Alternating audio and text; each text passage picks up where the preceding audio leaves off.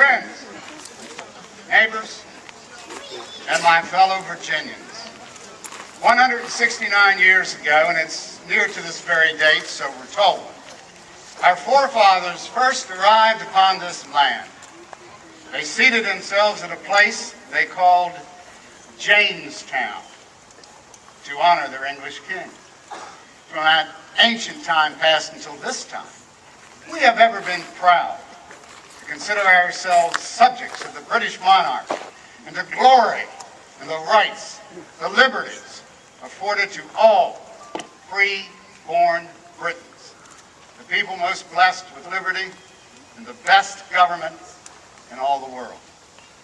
But sadly, by every appearance and exertion, we are now deserted by that British monarch. And we are denied those rights, those liberties, what have been ours under the British Constitution since our very earliest charters. But you know that a people who are born into freedom, they can never be satisfied, and they will never be contented to live in any other condition. So you have sent your delegates here to this city to determine how we'll best be restored to our liberty. And your convention, meeting these recent days past, they've answered your call. Now I know that my constituents, those men of James City County, they're uneasy as to how I might vote regarding this question of independence. For you have known of my desire to seek a means of reconciliation, to avoid war, and you know I'm greatly concerned about our preparedness for defense. Well, let me stand before you here and now, and let me say to you all, I have not betrayed your instruction to me. No, I shall rise, or I shall fall with my country.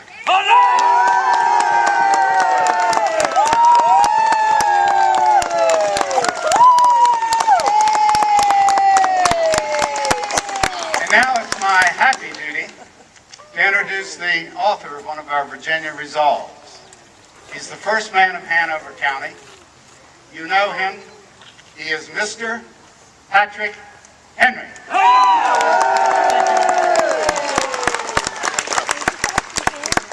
Good people of Virginia, the day of resolution is now at last come. Your voices have been heard, and your convention has done its work.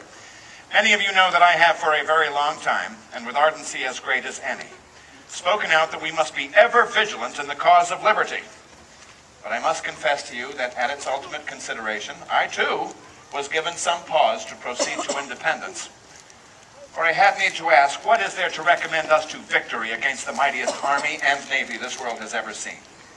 We cannot win without an alliance to the French or the Spanish, and as yet, no such alliance has been effected. How then can we possibly know success? But now I believe that the course which puts at stake the lives and fortunes of you, the people, must be of your own act, and your will is certainly known. Your now apparent spirit is as a pillar of fire, and that will lead us to the promised land. As I proclaimed in a previous convention, 3 millions of Americans armed in the holy cause of liberty are invincible by any force which our enemy can send against us. At this moment, all America turns her eyes and ears to Virginia to see how once again we will lead them. Our colleagues at Congress daily plead with us as regards independence. Where stands Virginia? South Carolina has already voted to allow her delegates at Congress to vote for independence should it be proposed. North Carolina has instructed her delegation to vote for independence for all America. Rhode Island passed an act denying any authority to the king. Massachusetts Bay ordered her delegates to vote for independence when it is proposed. My friends, America, and indeed all the world, wait upon Virginia not one moment longer. She is now ready to answer that call.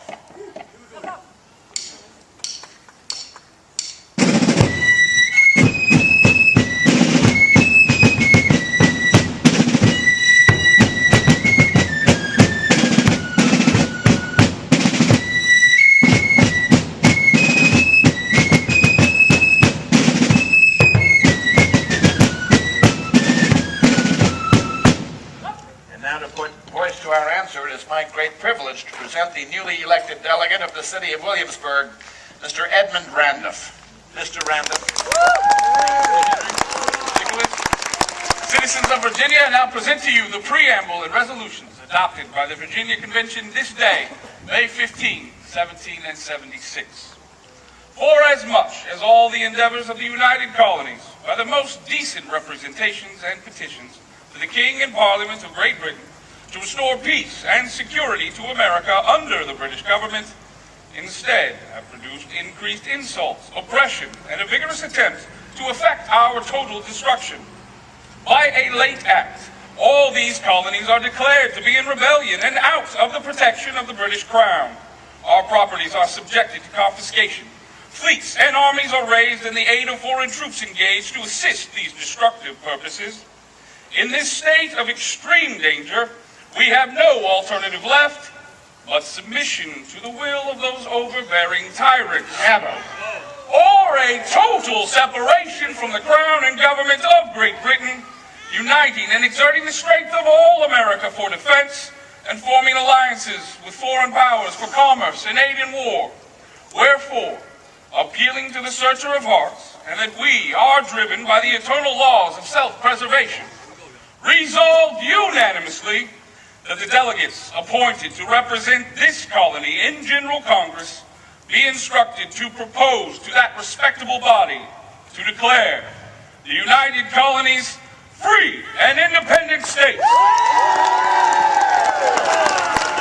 absolved from all allegiance to or dependence upon the Crown or Parliament of Great Britain, and they give the assent of this colony to such declaration, and to whatever measures may be thought proper and necessary by the Congress for forming foreign alliances and a confederation of the colonies, provided that the power of forming government for and the regulations of the internal concerns of each colony be left to the respective colonial legislatures. Always, sir, always. Resolved unanimously that a committee be appointed to prepare a declaration of rights and such a plan of government as will be most likely to maintain peace and order in this colony and secure substantial and equal liberty to the people.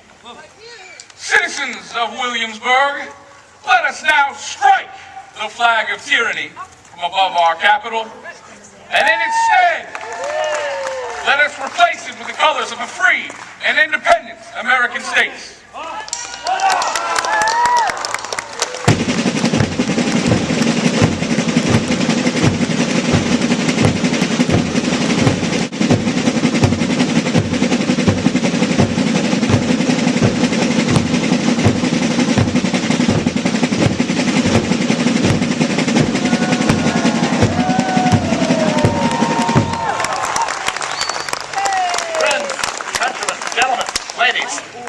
Let us now lift up our voices together and offer up 3 rousing cheers to the Grand Congress of these United States and their respective legislatures.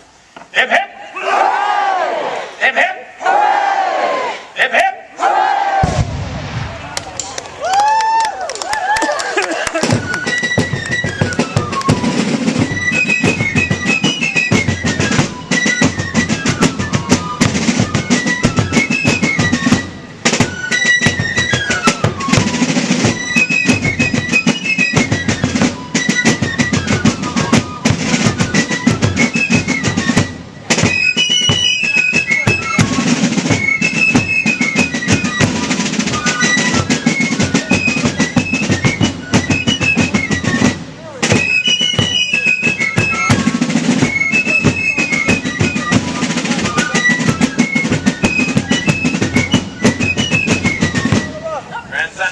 Once again, let us offer up 3 rousing cheers, and so loudly that Fat George might hear us from London town, to General George Washington and victory to American arms.